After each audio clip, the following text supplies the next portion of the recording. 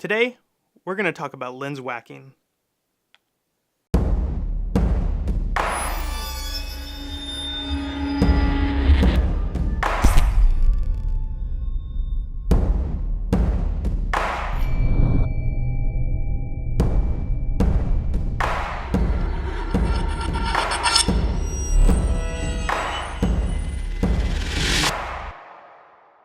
Hey everybody, hope that you're doing well.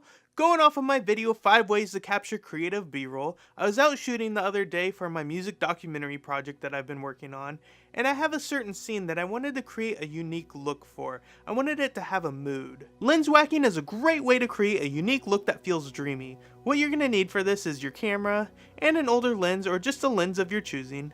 I'm going to go with this 50mm lens that I got off of my 35mm camera. It's best to use a lens where the mount on the lens is actually smaller than the mount on the camera. To start off, we need to set our exposure settings. I'm going to close down the aperture a bit on my lens because it's going to be hard to focus with a strong shallow depth of field. I'm going to set my f-stop to 5.6. Next, I'm going to set the focus to infinity. Once you have your settings all dialed in, you're going to want to hold the lens up to the camera. Now we're not going to mount the lens. There might be a small gap between the lens and the camera itself, but you're going to want to use your hand to try to cover up that gap. It's going to prevent too much light from coming in and hitting the sensor.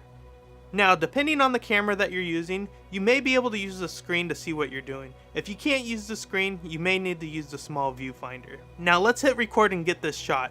You're going to hold the lens and move it around so you can move your focus point around. Now don't give up if you can't get it the first time. This technique does take practice just to understand the mechanics of how it all works. Now you can hold the lens further away from the camera body, or you can hold it closer. It just depends on where the focus point needs to be so you can get your subject in focus. Now once you feel comfortable with that part of the process, we can start letting in a little bit more light. Now your hand is covering the gap between the lens and the camera body itself.